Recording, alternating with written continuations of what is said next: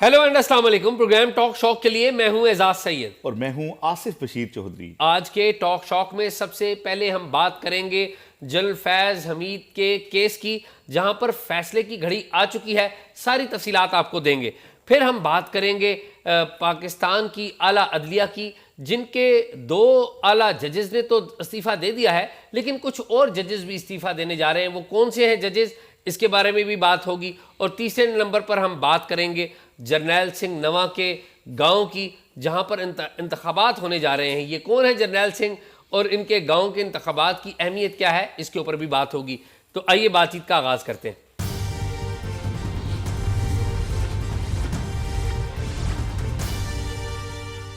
اعزاز کیسے ہیں آپ؟ جی میں آصف ٹھیک ہوں. آپ بڑی خیریت سے؟ اچھی ٹائی پہنی ہوئی آپ. بڑی مہربانی، بڑی مہربانی. میں کاؤنٹر نہیں کہوں گا آپ کو. اور خیریت سے؟ میں خیریت ہوں. آصف، میری ہمارے دوست ہیں فخر درانی، پتہ عمرے پہ گئے ہوئے تھے، تو لمبی چھٹی کے بعد آئے ہیں اور پھر دھماکے کے ساتھ آئے ہیں. تو ان کے ساتھ ایک تفصیلی بات ہوئی ہے. جنرل فیض حمید کے کیس کے فیصلے کی گھڑی آ گئی ہے. کیس میں پوری تفصیلات، کون کس کا اغوا تھا، وہ ساری آ گئی ہیں ہمارے پاس. تو میری فخر درانی سے بات ہوئی ہے. فخر درانی ساری ڈیٹیل آپ کو پتہ لے کے آئے ہیں اور پہلے بھی کرتے رہے. تو پہلے وہ سنتے ہیں اور پھر آتے ہیں واپس. جی ٹھیک ہے. تو چلیں جی فخر درانی کے پاس چلتے ہیں اور سنتے ہیں وہ کیا بتا رہے ہیں. جی فخر جی، ویلکم بیک. عمرہ کر لیا بھائی ہمارے نے فیملی سمیت، بہت بہت مبارک ہو. تھینک یو شاہ جی. بس ہم نے بھی سوچا کہ ذرا دنیا داری سے دور ہٹ کے کچھ ٹائم یہ جو ہے نا اس حوالے سے بھی ہونا چاہیے. تو ہماری جو غیر موجودگی میں کچھ بڑے بڑے دھماکے شماکے ہوتے رہے ہیں. جی ہاں، وہ فاضل جمیلی صاحب ہیں ہمارے، شاعر ہیں، جرنلسٹ ہیں کراچی میں، اور بہت اچھے شاعر ہیں. ان کی ایک غزل ہے، اس غزل کا ایک آخری شعر ہے. وہ کہتے ہیں تم بھی تو میاں فاضل اپنی ہی طرح کے ہو، تم بھی تو میاں فاضل اپنی ہی طرح کے ہو، دیندار زمانے کے، بے دین طبیعت کے. صحیح. تو شاہ جی اس دوران جو ہے جو سب سے بڑی ڈیولپمنٹ میں یہ سمجھتا ہوں کہ افغانستان والی بھی ہوتی رہی، وہ یقیناً آپ نہیں یہ ساری ڈیولپمنٹس نہیں فخر جی، اصل بات پہ ہیں. فیض حمید کا کیس کنکلوڈ ہو گیا ہے اور یہ کنکلوڈ ہوا ہے 13 نومبر کو رات 1:30 بجے. جی ٹھیک. یہ کوئی 14 گھنٹے کی طویل جو ہے آخری جو تھی سماعت تھی وہ ہوئی ہے. اس میں کوئی 15 سے 20 منٹ لیے پروسیکیوشن کی سائڈ نے. جو فائنل آرگیومنٹ ہوتے ہیں نا وہ دینے پڑتے ہیں. تو باقی جو ریمیننگ ٹائم تھا وہ جنرل فیض حمید کی ٹیم نے لیا اور الٹیمیٹلی جو 13 نومبر ہے اس کی صبح 1:30 بجے جنرل فیض حمید کا کیس مکمل ہو کے اب اس کا فیصلہ جو ہے یہ اگر ہم پروسیس کو دیکھیں تو اس میں نہیں پروسیس بعد میں جاتے ہیں. ٹھیک ہے، پہلے ہم کرتے ہیں بات کی. ٹھیک ہے. سزا کتنی ہوگی شاہ جی؟ سزا ہوگی یا نہیں ہوگی پہلے تو یہ نا، اور اگر ہوگی تو کتنی ہوگی؟ شاہ جی سزا ہوگی. اور میڈیا پہ اور سوشل میڈیا پہ نا مختلف چیمہ گویاں چل رہی ہیں. لوگ یہ کہہ رہے ہیں کہ 7 سے 10 سال سزا ہوگی. میں اس سے ایگری نہیں کرتا. 7 یا 10 سال سزا جو ہے نا، مطلب اگر ہم جیل میں، ہاں مطلب یہ لوگ یہ کہہ رہے ہیں کہ قید با مشقت ان کو 7 سے 10 سال سزا ہوگی. میں اس سے ایگری نہیں کرتا. سزا ہوگی. سزا جو ہوگی نا وہ پیورلی ملٹری، اگر اس میں ٹرم میں دیکھیں نا، تو جو میری مختلف لوگوں سے بات ہوئی ہے وہ یہ ہے کہ کسی بھی فوجی کے لیے نا جو سب سے سخت سزا کنسیڈر کی جاتی ہے وہ ہے سکہ ہونا.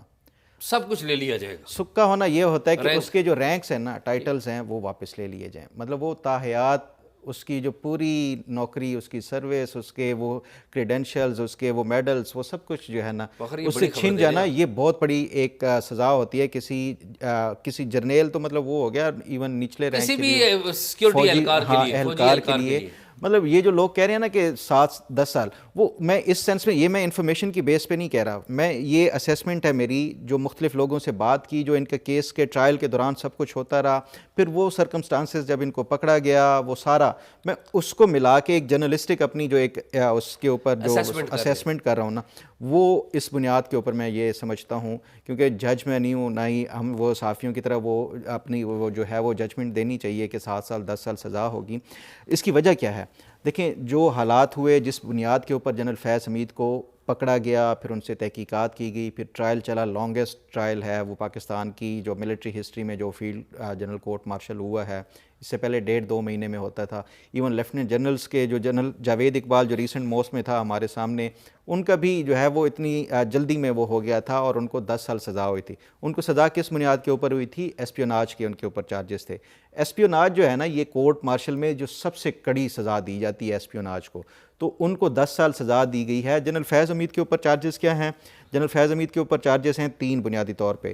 ایک ہے آفیشیل سیکریٹ ایکٹ کی خلاف ورزی, کہ انہوں نے کچھ ڈاکیومنٹ تھے وہ ریٹین کیے, ریٹائرمنٹ کے بعد انٹائٹلڈ نہیں تھے, انہوں نے رکھ لیے, وہ خلاف ورزی کی. دوسری ان کی پولیٹیکل انوالومنٹ والی جو ہے ان کی, اور تیسری جو تھی ان کے ٹاپ سٹی والا تھا. تو ان سب کو ملا کے بھی دیکھا جائے تو وہ ایسپیوناج کے برابر کے ان کے اوپر الزامات یا چارجز نہیں بنتے. اور جنرل جاوید اقبال کو پھر جنرل عاصم منیر نے نومبر 2022 میں جب یہ تعینات ہوئے تھے انہوں نے معافی دے دی تھی. اچھا, اس پہ جنرل جاوید اقبال 1.5 سال سزا کاٹ چکے تھے. اس پہ جب جنرل قمر جاوید باجوہ ریٹائر ہونے لگے تھے آدھی سزا انہوں نے معاف کی تھی. پھر ان کی فیملی نے درخواست کی, نئے جو آرمی چیف آئے تھے ان سے, اور ریمیننگ جو تھی انہوں نے, کیونکہ ان کی ہیلتھ گراؤنڈ کے اوپر کافی صحت خراب تھی اس وجہ سے ہوا تھا.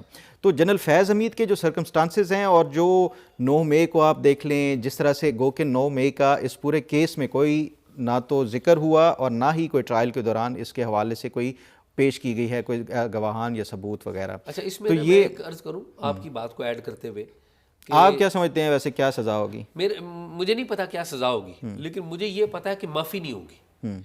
یعنی کہ دیکھیں نا کہ فوج کے اندر ریٹائرڈ لوگ حاضر سروس تو کبھی دیر نہیں مت نہیں کر سکیں گے نا جا کے جنرل عاصم منیر کو کہیں گے جی معاف کر دیں اس کو, کیونکہ وہ تو. اچھا, یہ میں اس پہ ذرا آگے آپ کو تفصیلات میں بتاؤں گا بھی کہ میں سننا چاہوں گا. جو ریٹائرڈ لوگ ہیں وہ تو انہوں نے میری اطلاعات کے مطابق جنرل عاصم منیر کو سفارشیں کوئی گئی بھی ہیں کہ آپ رحم دلی کا مظاہرہ کریں. لیکن دوسری بات یہ ہے کہ جنرل عاصم منیر جو ہے وہ ایویڈنس سنائے کو نکال کے دکھاتے رہے ہیں فارمر آرمی چیفز کو بھی کہ یہ ہوتا رہا ہے, کمانڈ کے خلاف ہوتا رہا ہے, میری جگہ آپ آتے تو آپ کیا کرتے. تو معافی والی بات تو نہیں ہے, سزا تو ہوگی. سزا کیا ہوگی اس کی ڈیٹیل میں آپ کی بات پہ ٹرسٹ کرتا ہوں, اگر آپ کہہ رہے ہیں سکا تو یہی ہوگا, یا اور کچھ پلس مائنس ہو سکتا ہے, لیکن معافی نہیں ہے, یہ تو ہے. مطلب یہ دیکھ لیں شاہ جی کہ 1.5 سال تو وہ آلریڈی سزا کاٹ چکے ہیں. اس میں مطلب آفیشیل سیکریٹ ایکٹ والا جو ہے وہ ہوا 2 سال 5 سال 7 سال 10 سال سزا کا, وہ جو کہہ رہے ہیں وہ اتنا زیادہ میٹر نہیں کرتی جتنا زیادہ اگر پورے حالات کو مد نظر رکھتے ہوئے دیکھا جائے کہ ٹائٹل واپس لینا, رینک واپس لینا, یہ زیادہ کڑی سزا ہوگی. بہت بڑی تو ہے یہ مطلب یہ میری اپنی اسیسمنٹ ہے. اب بات کرتے ہیں کہ جنرل فیض حمید کا جو کیس ہے اس کی اگر ہم تھوڑا سا میں آپ کو بتاؤں. دیکھیں یہ شروع ہوا 8 اگست کو ان کو گرفتار کیا گیا تھا 2024 میں. 8 اگست سے لے کے 6 دسمبر تک ان سے تحقیقات ہوتی رہی, ان سے تفتیش ہوئی, ان کو مختلف مراحل پہ جو بھی جو ان سے ڈاکیومنٹ ریکور ہوئے یا کچھ بھی ہوا وہ ساری تحقیقات کا جو ایک وہ تھا وہ پہلا فیز تھا 6 دسمبر تک. 6 دسمبر کو ISPR کی طرف سے پریس ریلیز کے ذریعے پورے میڈیا کو یہ شیئر کیا جاتا ہے جنرل فیض حمید نے یہ جو ہے وہ آفینس کمٹ کیے ہیں مبینہ طور پہ, یا جو ان کے اوپر الزامات ہیں. چارج شیٹ تھی, 3 بنیادی تھے جو کہ ہم پہلے بتا چکے ہیں, اور 13 دسمبر کو ان کا باقاعدہ طور پہ ٹرائل شروع ہوا جنرل فیض حمید کا, 13 دسمبر 2024 کو. 13 دسمبر سے لے کے 30 سپتمبر تک جنرل فیض حمید کے خلاف جو ہے گواہان پیش کیے گئے, ڈاکیومنٹری ایویڈنس پیش کیے گئے. تو یہ جو پروسیکیوشن کا پروسیس تھا 13 دسمبر سے لے کے 30 سپتمبر تک, یعنی تقریباً 10.5 مہینے جو ہے 9.5 مہینے جنرل فیض حمید کے خلاف جو حکومتی گواہان ہیں, حکومتی سے مطلب جو ملٹری اور اس کے جو پروسیکیوشن کی طرف سے وہ پیش ہوئے. اس میں کوئی 7 ہفتے کا بریک تھا درمیان میں جو پہلگام انسیڈنٹ کی وجہ سے پاکستان انڈیا کا سٹینڈ آف آ گیا. تو کیونکہ یہ جو ججز کا پینل ہوتا ہے یہ بھی سرونگ آرمی کے جو ہے وہ میجر جنرل رینک کے ہیں تینوں, تو وہ ان کو اپنی اپنی فارمیشنز یا یونٹ میں جانا پڑا, تو 7 ہفتے کا اس میں بریک تھا. تو اس کے علاوہ یعنی 9.5 مہینے میں سے یہ 2 مہینے نکال کے 7.5 مہینے کنٹینوسلی پروسیکیوشن نے ان کو جو ہے وہ سوالات بھی کیے, ان کے جو الزامات تھے وہ سارا کچھ ہوا. اب یہ کوئی جو میری اطلاعات ہیں بڑا جو ہے تفصیلی اور ڈیٹیلڈ, اور ایک یوں سمجھیں کہ ویسے بھی انپریسیڈنٹڈ ہے یہ کیس کے 11 مہینے یہ کیس چلا ہے. 800 سے زائد صفحات تو صرف پروسیکیوشن کے پروسیس کے اوپر لگے ہیں 800 صفحات میں. اس میں جنرل فیض حمید کے خلاف وہ تمام تر گواہان کی جو گواہیاں ہیں وہ ڈاکیومنٹری ایویڈنس. اچھا بڑے گواہ کون کون سے یہ بتائیں. اچھا اس میں جو ہے بڑے گواہ کوئی جو آپ پوچھنا چاہ رہے ہیں نا وہ کوئی نہیں آیا. وہ بھی میں آگے آپ کو تفصیلات بتاؤں گا کہ باجوہ کا نام لیا تھا وہ نہیں آئے. عمران خان تھا سابق وزیر اعظم. عمران خان خود نہیں آئے یا نہیں وہ میں آگے بڑا ڈرامائی وہ اس میں بھی بڑا ایک وہ ہوا ہے. تو شاہد خاقان عباسی کا نام تھا وہ نہیں آئے. شاہد خاقان عباسی ویسے میری نا ان سے بات ہوئی تھی سابق وزیر اعظم سے, انہوں نے کہا تھا جی مجھے بلایا گیا تو میں جاؤں گا. اچھا میری خود تو وہ میں بتاؤں گا آپ کو پھر وہ ہوا کیا پھر. اچھا تو یہ جو ہے وہ 800 صفحات کے اوپر مشتمل جو ہے یہ پروسیکیوشن کی طرف سے جو وٹنسز ان کی پھر کراس ایگزامینیشن جو جنرل فیض حمید کے وکلاء نے سوالات پوچھے یہ اس کے اوپر ہے. تو یہ ایک بڑا جو ہے وہ فیصلہ تاکہ یہ آگے جا کے جب اس کو چیلنج کیا جائے گا تو اس فیس کے اوپر بھی جو پروسیکیوشن ہے اس کا کیس کمزور نہ ہو. یہ اس بنیاد کے اوپر لمبا ٹائم اور وہ ٹائم دیا گیا جنرل فیض حمید کو. 30 سپتمبر کو کنکلوڈ ہوا تو اس کے بعد آیا ڈیفنس کی طرف سے ان کو جو ایک لیگل رائٹ ہوتا ہے کہ وہ اپنے دفاع میں جو جتنے بھی گواہان ہیں ان کو پیش کریں. سارا کچھ جو ہے اس پہ 90 کے قریب جو ہے 90 سے زائد لوگوں کا جو ہے انہوں نے لسٹ جو ہے وہ پروپوز نیم وہ پیش کیے عدالت کو جنرل فیض حمید کی طرف سے کہ میں ان لوگوں کو بلانا چاہتا ہوں, یہ میرے حق میں گواہی دیں گے. اب اس میں ایک ساتھ اپلیکیشن سبمٹ کرائی گئی جنرل فیض حمید کی طرف سے, وہ یہ تھی کہ یہ جتنے بھی گواہان میں نے نام دیے ہیں میں ان سے گواہی سے پہلے ملنا چاہتا ہوں. اب عدالت نے اس سے پوچھا کہ کیوں ملنا چاہتے ہیں, تو اس پہ انہوں نے کہا کہ وہ ان سے ریلیونس ڈسکس کرنی ہے کہ وہ کیوں ریلیونٹ ہیں اور کیوں وہ میرے حق میں گواہی دیں. تو وہ میں گواہی دینے سے پہلے ان سے ملاقات فردن کرنا چاہتا ہوں. اب وہ جو نام تھے وہ ہم پہلے بھی ڈسکس کر چکے تھے. دوبارہ بتائیں. جو سویلینس میں ہم دیکھیں تو بڑے بڑے ناموں میں عمران خان کی پوری اس ٹائم کی جو کابینہ تھی وہ تھے. پھر اس کے ساتھ ساتھ سابق جو وزیر اعظم تھے شاہد خاقان عباسی 2 وزرائے اعظم ہو گئے. عمران خان کی ساری کابینہ تھی. پھر اس کے ساتھ ساتھ جو عمران خان کے جو پرنسپل سیکریٹری تھے وہ جو DGIB کا آپ نے نام لیا تھا ہاں وہ. تو اس طرح کے یہ نام بیوروکریسی اور پولیٹیشینس میں سے کوئی نہیں آیا. اچھا دوسرا پھر اس کے بعد جو ملٹری سائڈ سے اگر ہم دیکھیں تو سابق army chief general Qamar Javed Bajwa کا نام تھا اس میں جو جنرل فیض حمید کے ڈیفنس وٹنس کے طور پہ. 2 جو سابق DG ISIs کے نام تھے, جنرل ندیم انجم کا نام تھا اور جنرل نوید مختار کا تھا. ایک ان کے جو ہے وہ پریڈیسیسر تھے اور ایک جو ہے وہ ان کے بعد سکسیسر جو ہے وہ تھے. تو ان دونوں کا تھا. پھر اس کے ساتھ ساتھ اور بھی دیگر جو آرمی سے جو سینئر پوسٹ کے اوپر وہ لوگ تھے ان سب کے نام تھے کہ یہ جنرل فیض حمید کے حق میں گواہی دیں گے, لیکن گواہی سے پہلے جنرل فیض حمید اور عمران خان کے ملٹری سیکرٹری کا نام بھی تھا. ملٹری سیکرٹری کا بھی نام وہ بھی نہیں آئے نا. ہاں جی جل وسیم. ہاں جی. اچھا تو اب اس میں ہوا یہ کہ یہ 30 سپتمبر کے بعد جب ان کی یہ پرپوز لسٹ دی گئی کورٹ نے اس کی اجازت دینی تھی کہ آپ ٹھیک ہے یہ اپنے تمام ڈیفنس وٹنسز کو بلائیں, لیکن اس میں طریقہ کار یہ ہوتا ہے کہ جو آرمی ایکٹ ہے اس میں سیکشن 120 اور 121 ہیں. 120 یہ ہے کہ جو کورٹ میں جس میں یہ کیس چل رہا ہوتا ہے وہ کوئی بھی ڈیفنس وٹنس اپنا بلانا چاہتا ہے تو کورٹ ان کو سمن کرتا ہے اور یہ ان کو رائٹ دیتا ہے. اور اگر کسی بنیاد کے اوپر وجوہات کی بنیاد پہ وہ نہیں آ سکتے کورٹ میں تو کورٹ 121 جو سیکشن ہے اس کے تحت یہ کرتا ہے کہ ایک کمیشن بنا کے ان سے سٹیٹمنٹ وہاں سے خود جا کے ریکارڈ کروا کے آتا ہے. یہ 2 ایک لیگل ان کا رائٹ ہوتا ہے جو اکیوزڈ ہوتا ہے اس کا. ہوا یہ کہ جو جنرل فیض حمید کے 90 نام دیے گئے تھے کورٹ میں جب لسٹ پیش ہوئی تو کورٹ نے کہا کہ ہم سمن نہیں کریں گے, آپ جو ہے یہ خود ان کو لے کے آئیں اپنی جو ہے وہ دفاع میں جو آپ نے لانا ہے آپ ان کی خود جو ہے وہ گواہی کے لیے ارینج کرتے ہیں. ویسے یہ بڑی انجسٹیفائڈ نہیں ہے. نہیں وہ اس پہ کاری ہے کہ عدالت بلاتی ہوتی ہے وہ تاکہ نیوٹرل رہے. اچھا اسی پہ ہی جو ہے کافی پھر ڈرامائی انداز بھی ہوا اور اس پہ کافی دن یہ سماج جو ہے وہ آگے نہیں بڑھ سکی. وہ میں آپ کو آگے وہ بتاتا بھی ہوا کیا ہے. تو انہوں نے کہا کہ نہیں یہ کورٹ جو ہے وہ قانون کے تحت جو ہے وہ ان کے وہ بلانا کورٹ سمن کرتا ہے. اگر کورٹ خود سے نہیں کرتی تو پھر ایک جو ہے آپ کمیشن بنا لیں یا ایک آپ کمیٹی بنا لیں جس میں جو اکیوزڈ کی فیملی سے ریپریزنٹیٹیو ہوں اور کورٹ کی طرف سے ریپریزنٹیٹیو ہوں جو جا کے جو ڈیفنس وٹنس ہیں ان کو سمن کرے اور ان سے بلانے کے حوالے سے جا کے مل لے.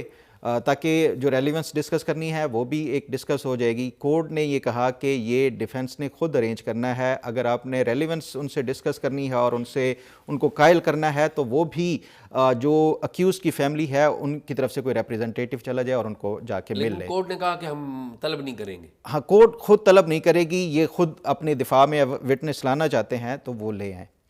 یہ ان کی طرف سے کیا گیا. تو اس پہ پھر یہ کیسے ہو سکتا ہے کہ عدالت کے اندر جو ڈیفنس ہے اور وہ بھی فوجی عدالت کے اندر, میرے خیال میں یہ تھوڑا سا ویک پارٹ ہے اس کا. اچھا, اسی پہ جو ہے نا وہ کورٹ نے بار بار پھر ان کو کہا کہ آپ کو ہم جو ہے وہ ایک دیتے ہیں, نیکسٹ ہیئرنگ تک جو ہے آپ وہ ارینج کر لیں. تو اس پہ جو ہے جو میری اطلاعات یہ ہیں کہ جو 90 کا انیشلی نام دیا گیا تھا اس میں سے 40 لوگوں نے جو ہے وہ رضامندی ظاہر کی کہ وہ عمران خان سے ٹھیک ہے ملتے ہیں اور ان کے حق میں گواہی بھی دیں گے. یعنی 90 سے شارٹ لسٹ ہو کے 40 مان گئے, 40 لوگ مان گئے. اور وہ کون ہے 40 میں؟ اچھا, اس پہ پھر 40 میں سے نا جب وہ نام فائنل کر کے کورٹ کو دے دیے گئے, وہ 40 سے یہ مطلب سب سے جو ہے جنرل فیض حمید کی فیملی کے ممبرز یا جو ریپریزنٹیٹیو تھے وہ جا کے ملے.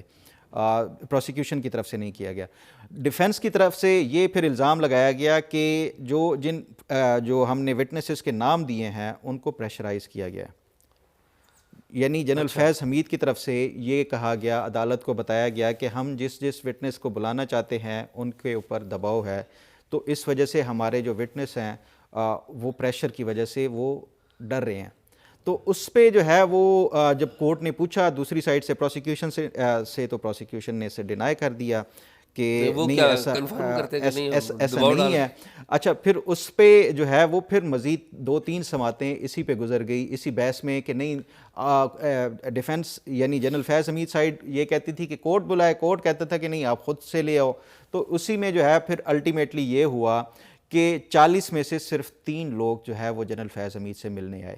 بیسیکلی 90 میں سے صرف 3 لوگ جنرل فیض حمید سے ملنے آئے. اور وہ کون ہے 3؟ اچھا, یہ میں نے ان سے جو ہے وہ کیا شاہ جی, یہ کچھ تھوڑی سی چیزیں جو ہے نا یہ نیشنل سیکیورٹی اور ہماری اپنی جو سیکیورٹی ہے اس کو مد نظر رکھتے ہوئے 3 لوگ جو ہے وہ آئے. وہ 3 لوگ کوئی پولیٹیشین نہیں تھے, وہ 3 لوگ کوئی سویلین نہیں تھے, وہ 3 لوگ آرمی سے جو ان کے ریٹائرڈ وہ تھے ان میں سے لوگ, جنرل فیض حمید کے کلوز جو وہ تھے وہ آئے ملنے کے لیے. اور نہ کوئی پولیٹیشین آیا اور نہ ہی کوئی اور جو ہے وہ سویلین میں سے کوئی آیا. 3 لوگ جو ملنے آئے جنرل فیض حمید سے, ملنے نہیں گواہی دینے آئے, گواہی نہیں پہلے ملنے کے لیے آئے. اچھا, پہلے کیونکہ ان کی یہ شرط تھی کہ وہ اس سے پہلے وہ ڈسکس کرنا چاہتے ہیں ریلیونس وغیرہ. تو جو ملنے آئے تھے اسی میں ہی, کیونکہ یہ جو ملاقات کرائی جاتی تھی نا وہ کورٹ کی اس میں پریمیسس میں اسی جو ہے وہ ڈے ٹائم میں وہ کرائی جاتی تھی. تو جو ملنے آئے تھے اس ملاقات کے دوران ہی کورٹ کے ریپریزنٹیٹیو وہاں پہ آئے کہ جو آپ کے ڈیفنس کے وٹنس جو آئے ہوئے ہیں وہ اگر چاہیں تو آج عدالت میں اپنی جو گواہی ہے وہ ریکارڈ کروا سکتے ہیں.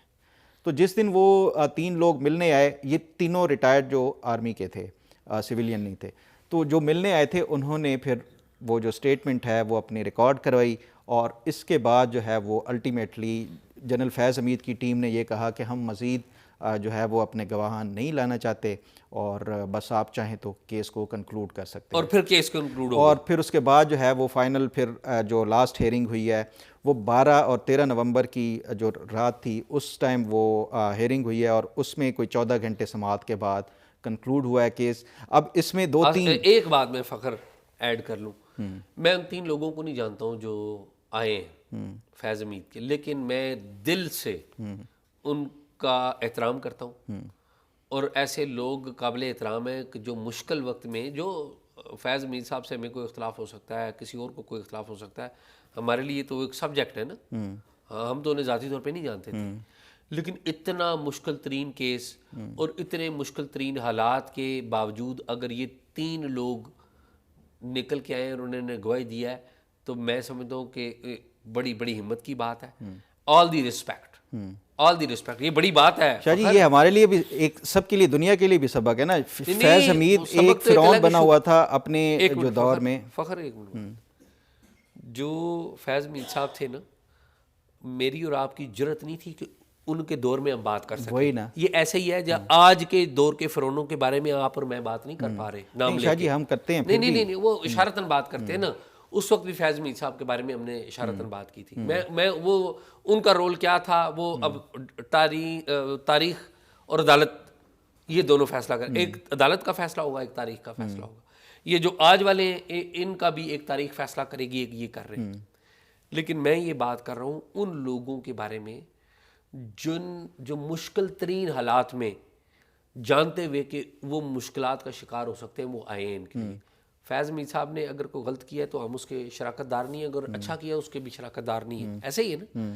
لیکن میں ان 3 بندوں کی بات کر رہا ہوں کہ جو مشکل وقت میں فیض حمید ان کا موسن ہی رہا ہوگا نا, موسن ہی رہا ہوگا, تو انہوں نے, میں یہ کہتا ہوں کہ انہوں نے ثابت کیا یہ خاندانی لوگ تھے کوئی. میں یہ بات کر رہا ہوں. باقی وہ فیض حمید صاحب جو تھے اپنے دور میں ابھی اس مشکل وقت میں اچھا نہیں سمجھتا کہ ہم نے, حالانکہ آپ کو پتہ ہے میں نے سب سے پہلے میں نے رپورٹ کیا تھا ان کے حوالے سے.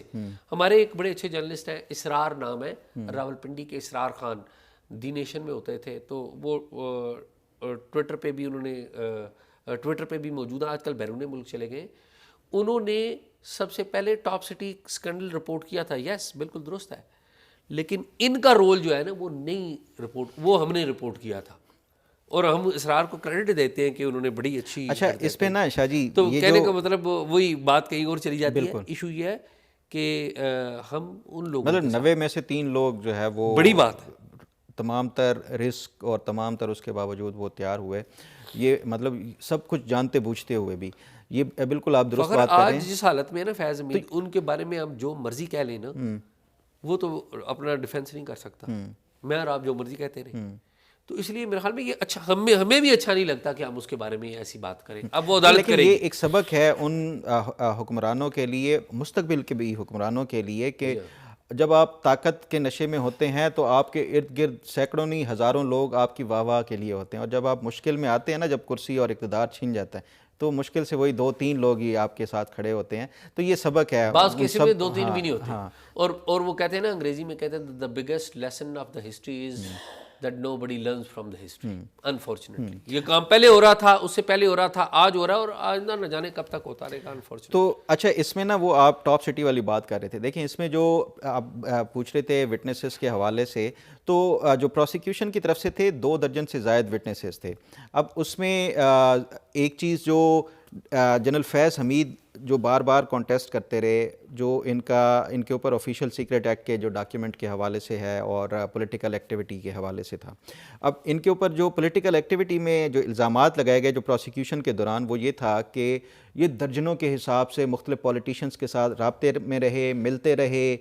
یہ سارا جو ہے وہ ایک بہت زیادہ پولیٹیکلی جو انفلوئنسڈ ہو چکے تھے اس ٹائم جو اپنی ریٹائرمنٹ کے بعد. اور دوسرا یہ کہ ڈاکیومنٹ انہوں نے اپنے پاس رکھے. تو اس پہ جو جنرل فیض حمید کی طرف سے جو وہاں پہ چیلنج کیا گیا نا جن 2 بنیادوں کے اوپر, ایک تو یہ جو لیگل گراؤنڈ کے اوپر یہ کہ جس بنیاد پہ ان کے اوپر کیس بنایا گیا ہے, جنرل فیض حمید ریٹائر ہوئے تھے 10 دسمبر 2022 کو. جو آرمی ایکٹ ہے اس میں آفیشیل سیکرٹ ایکٹ کا وہ کہتے ہیں کہ 6 ماہ کا ہوتا ہے کہ وہ جو ڈاکیومنٹس اور اس کے حوالے سے, تو وہ بنتا تھا جون 2023 تک. ایک حکومت جو ہے وہ لاتی ہے, قانون میں ترمیم لائی تھی 10 اگست 2023 کو, یعنی 8-9 مہینے کے بعد ان کی ریٹائرمنٹ کے بعد. تو وہ ریٹروسپیکٹیو اس کا اطلاق جنرل فیض حمید کے اوپر نہیں ہوتا, اس لیے یہ جو الزامات ہیں یہ لیگلی ویلڈ ہی نہیں ہے جنرل فیض حمید کے اوپر. اور پولیٹیکل کے اوپر وہ یہ کہتے ہیں کہ آپ ان لوگوں کو پھر بلائیں جن کے ساتھ جنرل فیض حمید ملتے رہے, ان کو کٹہرے میں لے آئیں. وہ کٹہرے میں ان کو نہیں لایا گیا, وہ پولیٹیشین کو نہیں لائے. تو پروسیکیوشن کی طرف سے جو وٹنس جو جن پولیٹیشین سے جنرل فیض حمید ملتا رہا وہ نہیں لائے گئے. اور تیسرا جو اس میں وٹنس جو اہم الزام کے اوپر تھا وہ تھا ٹاپ سٹی والا معاملہ. ٹاپ سٹی میں 3 لوگ جو ہے وہ وٹنس کے طور کے اوپر پیش ہوئے. ایک کنور معیز پیش ہوئے جو اس کے اونر تھے, ایک اور ان کے ساتھ جو ان کی ہاؤسنگ سوسائٹی کے جو ٹاپ کے ایگزیکٹو ہوں گے یا کوئی بھی وہ, اور پھر تیسرے جو ان کے اپنے وہ رشتہ دار جو بریگیڈیئر تھے جو پہلی دفعہ شکایت لے کے گئے تھے آرمی چیف کے پاس, وہ بھی پیش ہوئے. تو یہ جو ہے بنیادی طور پہ جو اوور آل جو جنرل فیض حمید کے کیس کی پروسیڈنگز ہوئی ہیں, میری یہ کوشش تھی کہ یہ تمام تر وہ انفارمیشن شیئر کر سکوں جو کہ ایٹ لیسٹ ویریفائیبل ہوں اور کوئی اس میں جو ہے وہ ہاں تو کوئی سنی سنائی نہ ہو. فخر میں ایک فیصلہ جو ہے وہ اب ایک میں وہ کر رہا ہوں, 13 کو یہ کنکلوڈ ہوا ہے، تو اس میں نارملی پروسیس یہ ہوتا ہے کہ جو ججز کا پینل ہے وہ 5 سے 7 دن لیتا ہے وہ کنکلوژن ڈرا کرنے میں. یعنی اس کورٹ کا جج لیفٹیننٹ جنرل ہے یا نہیں، میجر جنرل ہوتے ہیں، 3 میجر جنرل ہوں گے اس میں، کیونکہ یہ پھر اس میں ہوتا یہ ہے کہ یہ ایک لیول جو ہے وہ اپیل کا اور رہتا ہے، وہ لیفٹیننٹ جنرل کے پاس جائے گی. اگر یہ ان کو سزا ہوتی ہے تو یہ اپیل لے کے ایک اور پینل کے پاس جائیں گے، لیفٹیننٹ جنرل رینک کا ہوگا. اگر وہاں سے بھی برقرار رہتی ہے تو پھر آرمی چیف کے پاس جائے گی.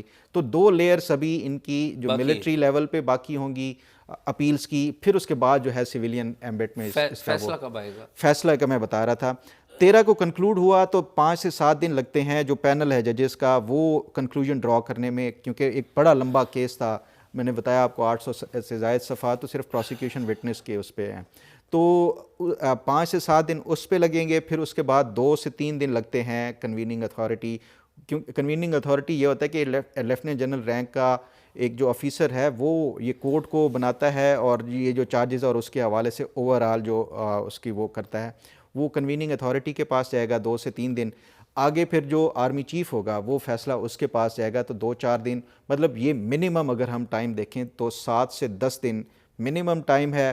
میکسیمم جو ہے اس کو جو میری مختلف لوگوں سے بات ہوئی ہے وہ یہ بتاتے ہیں کہ آپ سیفلی یہ کہہ سکتے ہیں کہ 1 ہفتے سے لے کے 3 ہفتے تک جو ہے اس دوران کسی بھی دن، یعنی 8ویں دن بھی آ سکتا ہے، 10ویں دن بھی آ سکتا ہے، 20ویں دن بھی آ سکتا ہے. نومبر کا مہینہ تو نومبر 13 سے اگر ہم دیکھیں 7 دن لگائیں تو 20 کے بعد کسی بھی دن جو ہے یہ آپ ایکسپیکٹ کر سکتے ہیں جنرل فیض حمید کا فیصلہ آ سکتا ہے.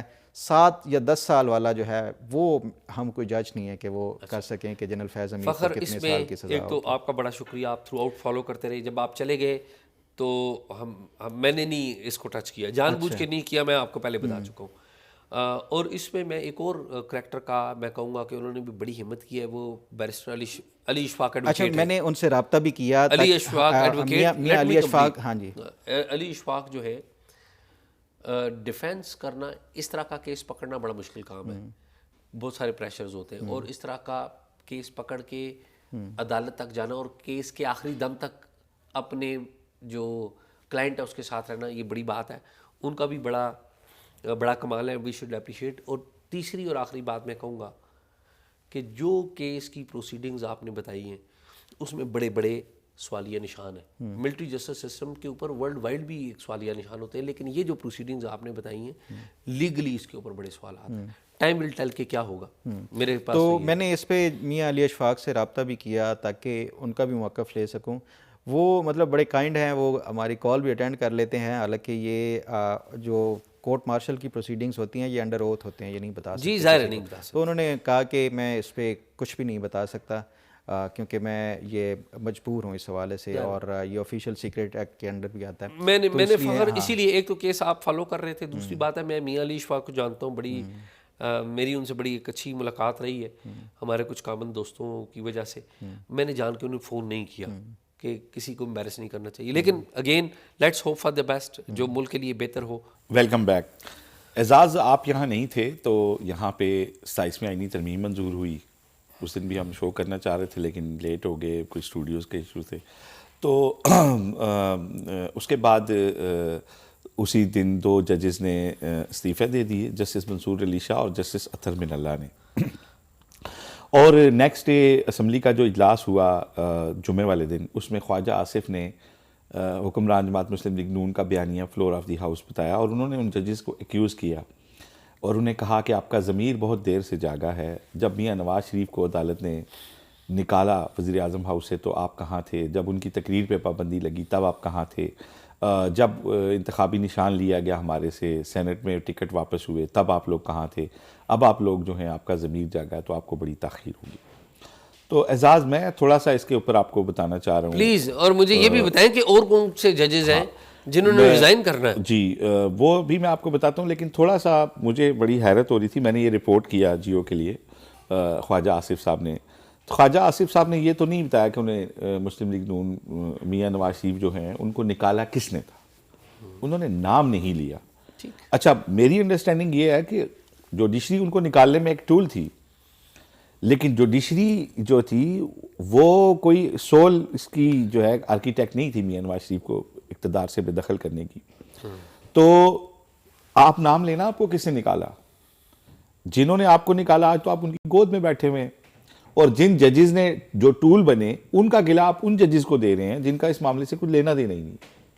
جسٹس اطہر من اللہ کو آپ الزام دے رہے ہیں، جسٹس منصور علی شاہ کو دے رہے ہیں. جسٹس اطہر من اللہ وہی ہیں جنہوں نے میاں نواز شریف کی 50 روپے کے اسٹامپ پہ بیل لی اور ساری دنیا سے گالیاں کھائیں سوشل میڈیا کے اوپر، یاد ہوگا آپ. جی ہاں، وہ بایو میٹرک کے لیے سسٹم گیا تھا نا ایئرپورٹ. ایک وضاحت دی جاتی ہے، ایک الزام لگایا جاتا ہے جی آپ نے جب جسٹس شوکت عزیز صدیقی کو ہٹایا گیا تو اس وقت یہ ججز کہاں تھے؟ اور بھائی اطہر من اللہ کیا اس وقت سپریم جوڈیشل کاؤنسل میں تھے؟ انہوں نے نکالا جسٹس شوکت عزیز صدیقی کو. جسٹس شوکت عزیز صدیقی کو تو آصف سعید کھوسا نے نکالا، خلاف قانون نکالا، سمری ٹرائل کر کے نکالا. جج کو موقع ہی نہیں دیا، سنا ہی نہیں گیا، سمری ٹرائل کر کے گھر بھیج دیا گیا. کیوں کہ نکالنے والا کوئی اور تھا. آصف سعید کھوسا تو ٹول تھے. جو بڑے اپرائٹ جج بنتے ہیں وہ بتائے کہ کون سا آرٹیکل 209 انہوں نے پورا اپلائی کیا تھا شوکت عزیز صدیقی پہ؟ نہیں کیا. انہوں نے جناب ان کو طاقتور لوگوں کے کہنے پہ 1 منٹ میں اٹھا کے باہر نکال کے پھینک دیا.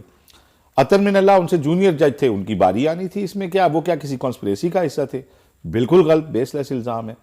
پھر میاں نواز شریف کو جب نکالا گیا تو ان کے چہیتے ثاقب نثار چیف جسٹس سے، انہوں نے جو اس وقت کے طاقتور لوگوں کے لیے سہولت کاری کی اس کے وہ بالکل ملزم ہیں.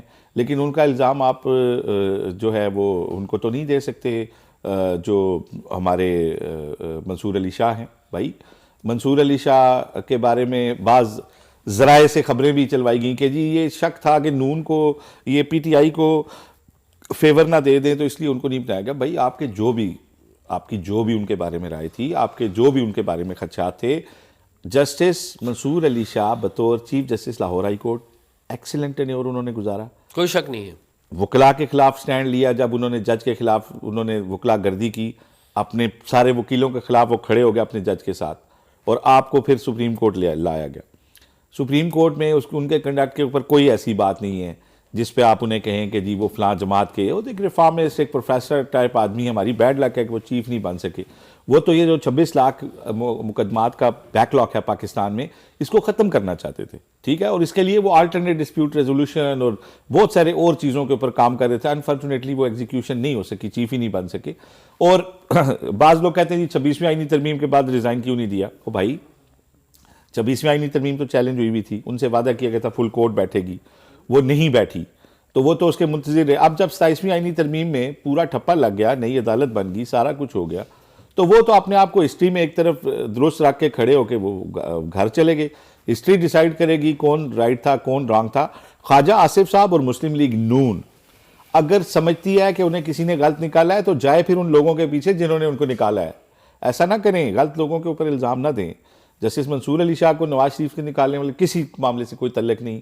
جسٹس اطہر من اللہ کا نواز شریف کو نکالنے کے، اطہر من اللہ کی بیل، اطہر من اللہ نے جب میاں نواز شریف کی بیل لی تو انہوں نے کیا کہا جی کہ آپ یہاں لکھ کے دیں کہ نواز شریف کو کچھ نہیں ہوگا، جس کے بعد ان کی بیل ہوئی. ورنہ تو کہا جا رہا تھا وہ بالکل ٹھیک ہے، یہ ہے وہ ہے. تو وہ بیرون ملک علاج کے لیے گئے، بیل لے کے گئے. تو کہنے کا مطلب یہ ہے کہ آپ جوڈیشری ماضی میں بہت غلط کرتی رہی ہے. جوڈیشری پاکستان کے اسٹیبلشمنٹ کے ساتھ مل کے سیاستدانوں کو سزائے موت دیتی رہی ہے، سیاستدانوں کو اقتدار سے نکالتی رہی ہے. لیکن اس کے ذمہ دار وہ ججز نہیں ہیں جو آج کوئی حق کی بات کرتے ہیں، جو آج کسی زیادتی کے خلاف سٹینڈ لیتے ہیں. تو آپ کہیں گے کہ کیونکہ تمہارے دادا ججز نے یہ کیا تو تمہیں ہم اس میں ایسا نہیں ہونا چاہیے. آج جو ججز ہیں ماضی کی ججز کی بد اعتدالیوں کے وہ ذمہ دار نہیں ہو سکتے، ٹھیک ہے. اور پھر سب سے مین بات یہ ہے کہ جب آپ کو اسٹیبلشمنٹ نے نکلوایا تھا، آپ تو اسٹیبلشمنٹ کے ساتھ آج ہاتھ ملا چکے ہیں، تو پھر باقی لوگوں کو بھی معافی دے دیں. اور برائے مہربانی الزام تو ان کو دیں جن کو آپ سمجھتے ہیں، ایکیوز ان کو کریں جو اس وقت کے کوئی کردار ہیں. ثاقب نثار کو ایکیوز کریں، اس کو جو کوئی لوگ تھے ان کو کریں. بالکل. تو 27ویں آئینی ترمیم میں اعزاز اب آگے اس سے آگے کیونکہ ہماری بات نہیں ہو سکی تھی 27ویں آئینی ترمیم ہونے کے بعد، یہ ریزگنیشن آ گئے ججز کے. تو دیکھیں ٹیکنیکلی تو ویسے اس پہ بات کرنی چاہیے، کوئی رہتی ہے بات اس پہ؟ جی اس میں ایک بات یہ رہتی ہے کہ اسلام آباد ہائی کورٹ کے ججز جو ہیں اب ان کی طرف نظریں ہیں کہ ان میں سے کون کون جج استعفے دے رہا ہے. تو دیکھیں جو محسن اختر کیانی ہیں انہوں نے اپنے سٹاف کو کہہ دیا کہ میرا سامان پیک کر دیں، ٹھیک، جو میں کتابیں گھر سے لایا ہوں قانون کی دوسری وہ علیحدہ کر دیں، جو یہاں آفیشیل ہیں وہ علیحدہ کر دیں. تو وہ اپنا سامان باندھ کے بیٹھے ہوئے ہیں. نیچے جو جسٹس جو ہیں بابر ستار ہیں، اعجاز الاسحاق ہیں، جسٹس طارق محمود جہانگیری ہیں، یہ خط لکھنے والے جو ججز ہیں، ان میں سے جس جج کو بھی ٹرانسفر کیا جائے گا یہ جج نہیں جائیں گے اور یہ ریزائن دے دیں گے. ریزائن دے دیں گے؟ یہ ریزائن دے دیں گے. اچھا، یہ تو بہت بڑی خبر دے رہے ہیں آپ. ہاں ان کے یہ لوگ تو پہلے بھی ایک موقع تھا جب جسٹس اعجاز الاسحاق جب یہ ساری کنفرنٹریشن ہو رہی تھی تو انہوں نے کہا یار میں تو ریزائن دیتا ہوں, میں اس ساری صورتحال میں ججی نہیں کر سکتا. تو انہیں کہا گیا تھا کہ نہیں یہ ایک لڑائی ہے, ایک آپ نے ایک سٹینڈ لیا ہوا ہے, اس میں بیچ میں چھوڑ کے جانا درست نہیں ہے. بابر ستار, جسٹس اعجاز الاسحاق, یہ وہ ججز ہیں جن کی وکالت پہلے بھی بہت چلتی تھی. میں نے آپ کو بتایا تھا اعجاز الاسحاق وہ جج ہیں جو اتنے اپ رائٹ جج ہیں, جو اپنے والد کے لا فارم میں انہوں نے وکالت نہیں کی. ان کے کچھ اختلاف تھے کہ وہ ان ایتھیکل پریکٹس ہوتی ہے, اپنے والد کے ساتھ پریکٹس نہیں کی. پھر یہ جو آپ دیکھ لیں یہ جو کیس تھا بلاسفیمی والا, آپ دیکھ لیں ان کی قانون کی جی انہوں نے بڑی ہمت کی. دیکھ لیں وہ ایک بلنٹ آدمی ہیں, ایکسیلنٹ وکیل ہیں, بے مثال جج ہیں. بابر ستار صاحب جو ہیں اسی طرح قانون کی جو فہم ان کی ہے ہم اسے بھی سلوٹ کرتے ہیں, بڑے ایکسیلنٹ جج ہیں. ہماری بدنصیبی ہے لوگ چلے جائیں گے جو ڈی سی سے نکل جائیں گے. لیکن ویسے میرا یہ خیال ہے انہیں ریزائن نہیں کرنا چاہیے. اس کی وجہ یہ ہے کہ اگر اچھے لوگ چلے جائیں گے تو اور لوگوں کو, برے لوگوں کو موقع مل جائے گا کہ وہ ان کی سیٹیں. دیکھیں اعزاز بات یہ ہے کہ انہوں نے اپنے حصے کی لڑائی لڑی ہے. دیکھیں اب لڑائی ختم تو نہیں ہوئی نا. نہیں لڑائی اب وہ ان کے لیے سٹینڈ ان کی سپیریئر جوڈیشری نے نہیں لیا, ان کی سپریم کورٹ ٹوٹ گئی. جج کی تبادلے کا اختیار جب دے دیا گیا اس کی ول کے خلاف, وہ سرکاری ملازم بن گیا. اب انہیں اگر بلوچستان بھیجتے ہیں وہاں کل کسی دھماکے میں مارے جاتے ہیں کون ذمہ دار ہوگا؟ انہیں گولی وہاں لگ جاتی ہے, دھماکہ ہو جاتا ہے. پھر ابھی بھیجا تو نہیں نا. نہیں وہ یہی ہے نا کہ وہ یہ لوگ اب کنٹینیو ان کے لیے کرنا ممکن ہی نہیں ہوگا. آپ دیکھیں 15ویں نمبر کے جج کو لا کے ان کا چیف بنا دیا گیا, پھر وہ روز کسی کو ایک کو کام سے روک رہا ہے, کس دوسرے کو کہہ رہا ہے یہ بینچوں سے نکال دیا, مین بینچوں سے نکال. ان کی جو تصدیق ہو سکتی تھی ہوئی, انہوں نے برداشت کی کہ وہ ایک لڑائی لڑ رہے ہیں, ورنہ وہ بہت پہلے اس پہ تیار تھے کہ ہم چلے جائیں. Very sad. تو وہ چلے جائیں گے اور جو لوگ انہیں نکالنا چاہتے ہیں خوش ہو جائیں گے, نو پرابلم.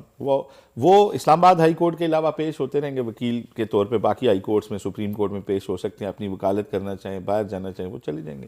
اچھا ایک اس میں خبر اور بھی رہتی ہے اعزاز, وہ یہ ہے کہ ایک جو سب سے پہلے ہمیں لگ رہا ہے کہ طارق محمود جہانگیری کو جس طرح نکال دیا جائے گا, ڈگری کا ان کا معاملہ بنا دیا گیا اور سب کچھ, اب صورتحال ایک ایسی بن گئی ہے کہ شاید اس سارے معاملے میں جو جج ایک سروائیو ہوگا وہ طارق محمود جہانگیری ہوں گے. وہ وجہ کیا ہے؟ اس کی وجہ یہ ہے کہ ان کے خلاف ایک سپریم جوڈیشل کاؤنسل میں ایک ریفرنس ہے.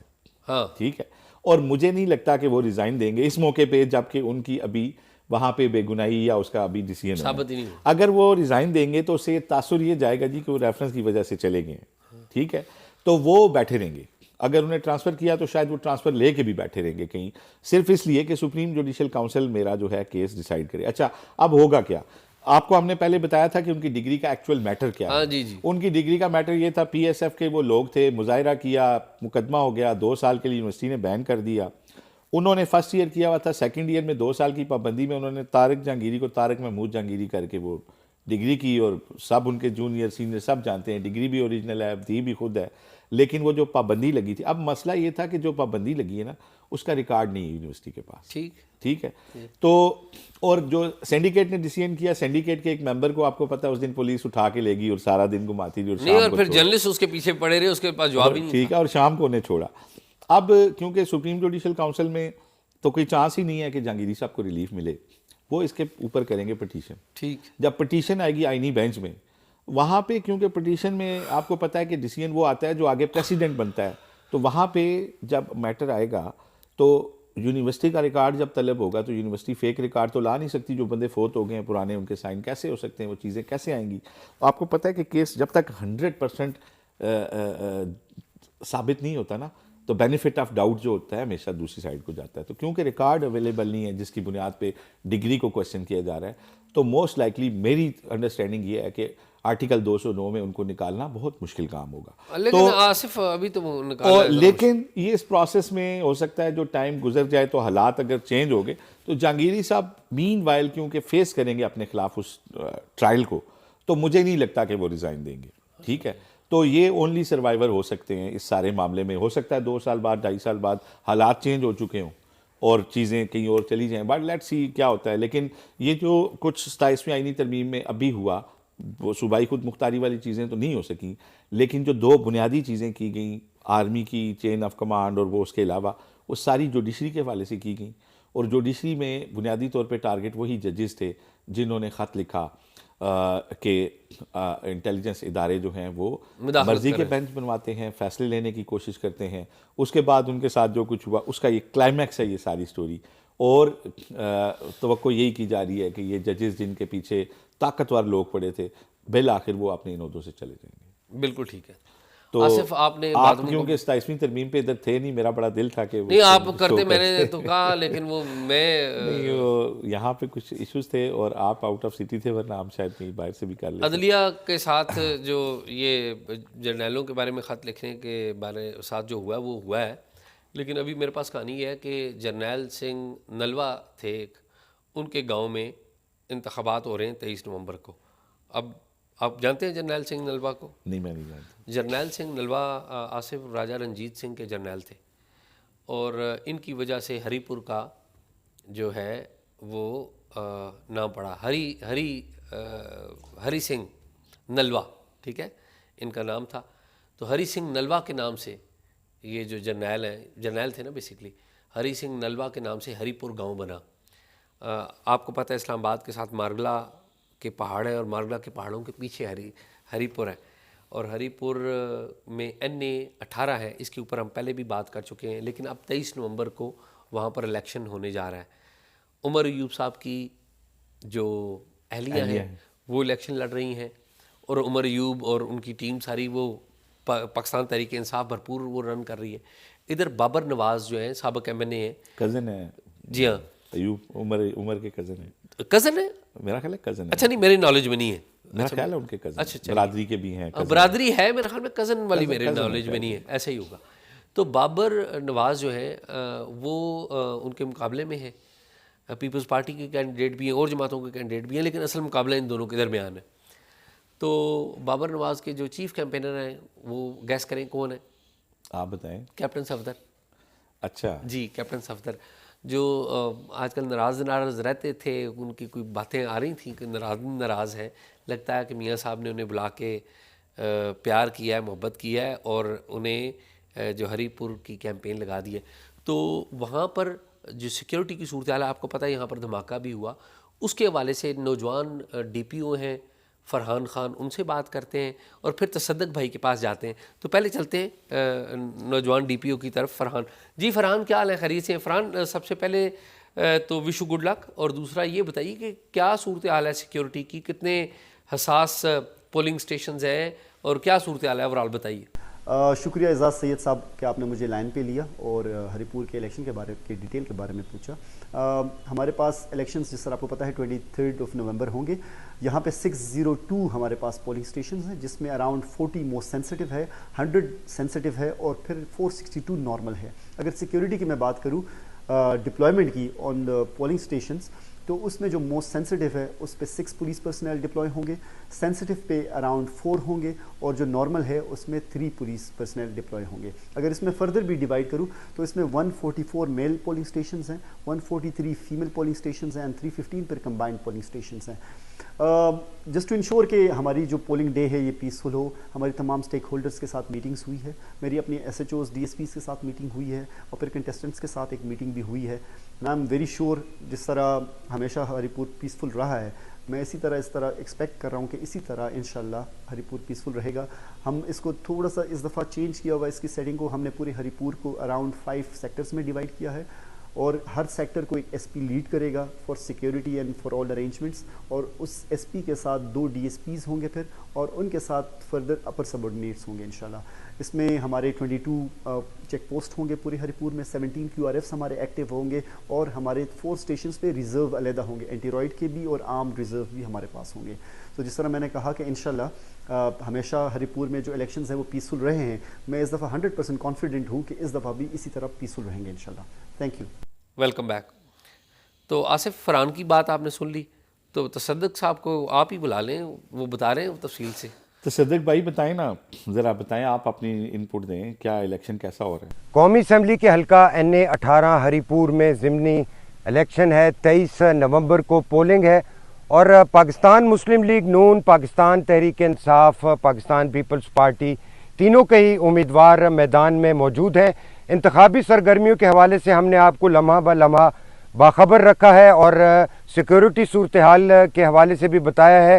پاکستان تحریک انصاف کی حمایت یافتہ امیدوار محترمہ شہرناز عمر ایوب کی کامیابی کے لیے ان کے شوہر عمر ایوب خان اور ان کے خاندان کے دیگر افراد بھی ایڑی چوٹی کا زور لگا رہے ہیں، جبکہ مسلم لیگ نون کے امیدوار بابر نواز خان کی کامیابی کے لیے ان کی جماعت مسلم لیگ نون کے مرکزی اور صوبائی قائدین کے علاوہ ضلعی عہدیداران اور ان کے چچا اور کزن سمیت دیگر لوگ بھرپور کوششیں جاری رکھے ہوئے ہیں۔ رات گئے تک انتخابی مہم جاری رہتی ہے اس تربیلا جھیل کے کنارے واقع ضلع ہری پور میں، اور پرامن انتخابی مہم ہے۔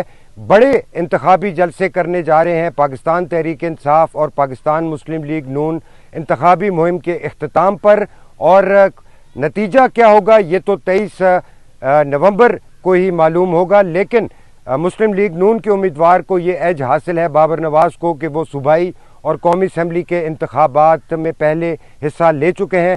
محترمہ ارم فاطمہ جو کہ پاکستان پیپلز پارٹی کی امیدوار ہیں، وہ بھی اس سے قبل صوبائی اور قومی اسمبلی کا انتخاب لڑ چکی ہیں، جبکہ شہرناز عمر ایوب جو کہ پاکستان تحریک انصاف کی حمایت یافتہ امیدوار ہیں، وہ بہت سی انتخابی مہم تو چلا چکی ہیں، لیکن بحیثیت امیدوار یہ ان کا پہلا الیکشن ہے، اور اس الیکشن کے لیے جیسے ہم نے آپ کو بتایا کہ 602 پولنگ سٹیشنز قائم ہوں گے ضلع ہری پور میں، اور 23 نومبر کو ان 602 پولنگ سٹیشنز پر 7,50,000 سے زائد مرد و خواتین رجسٹرڈ ووٹرز اپنا حق رائے دہی استعمال کریں گے۔ بینرز پوسٹرز آویزہ کر دیے گئے ہیں، موٹر سائیکل ریلیاں نکل رہی ہیں، نوجوان خصوصاً جن کا تعلق سیاسی جماعتوں سے ہے یا شخصیات کو پسند کرتے ہیں، وہ بھی خاصے ایکٹیو ہیں، اور خاصا اچھا اور انتخابی ماحول بن چکا ہے NA 18 ہری پور کا۔ ویلکم بیک جی۔ صدق بھائی بتا رہے ہیں جی کہ بڑا ایکٹیویٹی ہے، ایکٹیویٹی ہے، اور دیکھیں نا جو یہ الیکشن ختم ہوگا، کیمپین ختم ہوگی، اس سے پہلے بڑے واقعات ہونے جا رہے ہیں۔ نون لیگ کی بھی قیادت ایک بڑا جلسہ کرے گی، شاید پیپلز پارٹی کی قیادت بھی کرے، PTI تو کرے گی نا، تو انٹرسٹنگ ہے کیونکہ لیڈر آف دی اپوزیشن کی سیٹ ہے۔ ایک ہاں اب بات کریں، نہیں بس صدق صاحب کا شکریہ، صدق بھائی کا شکریہ کہ وہ ہل ٹاکس کرتے ہیں اور ہمیں بھی فیڈ آ جاتی ہے تو بڑی دیتے ہیں۔ اچھا اعزاز، آپ نے راجہ رنجیت سنگھ کا ذکر کیا تو مجھے لاسٹ ٹائم میں جب میں لاہور پرانا قلعہ گیا تو مجھے بڑا انٹرسٹنگ لگا، کیونکہ وہاں میرے ساتھ کیونکہ بھانجے تھے، میرے بھانجے بھانجیاں تھے، تو میں نے وہ گائیڈ کے تھرو انہیں جب بتایا، اور کیونکہ رنجیت سنگھ کے بیٹے جو ہیں شیر سنگھ اور کھڑک سنگھ اور ان کی حویلیاں اور وہ سارا ہم نے دیکھا تو وہ بڑے امپریس ہوئے، اور ممبا سنگھ جو ہیں انہوں نے بہت ساری چیزیں وہاں دی ہوئی ہیں اپنی پاس سے جو پرانے قلعے کے اندر۔ تو پرانے قلعے جانے والے جتنے ہمارے ٹورسٹ ہیں پاکستان سے باہر آنے والے، جب آپ شیر سنگھ کے پورٹریٹ کے سامنے کھڑے ہوتے ہیں جس کا نیزہ جو 12 گز لمبا تھا، تو ایک دفعہ آپ کو لگتا ہے کہ یار کو واقعی کوئی بڑا طاقتور انسان تھا۔ انفارچونیٹلی اپنے باپ جتنے وائز نہیں تھے، کوئی لمبا اقتدار ان کے بعد نہیں چل سکا، زہر دے کے ان کو مار دیا گیا، لیکن پنجاب کے ایک واقعی سپوت تھے راجہ رنجیت سنگھ، اور پنجاب کے سپوت نے ایک بڑی اس کے اوپر حکومت کی۔ نہیں، راجہ رنجیت سنگھ کی حکومت کی لوگ مثالیں دیتے ہیں آج بھی، اور ان کے جو بیٹے تھے بہادر تو شاید وہ بہت تھے، لیکن ظاہر اب محلاتی سازشوں کا وہ سامنا نہیں کر سکے، لیکن ایک ہسٹری ہے بہت بڑی، اور ان کے جرنیل کا تھینک یو ویری مچ، آپ نے ہمیں بتایا۔ چلیں تو میرا خیال ہے اتنا ہی کانٹے دار مقابلہ آپ جو ہے نا الیکشن میں ہونے ایسا ہی ہے۔ آصف چلے آج تو یہی تھا جی ہاں ناظرین، پروگرام آپ نے دیکھا، پروگرام کے بارے میں رائے ضرور دیجیے گا، اور اگر کوئی معلومات ہوں تو talkshow777@gmail.com پہ دیجیے۔ اللہ حافظ۔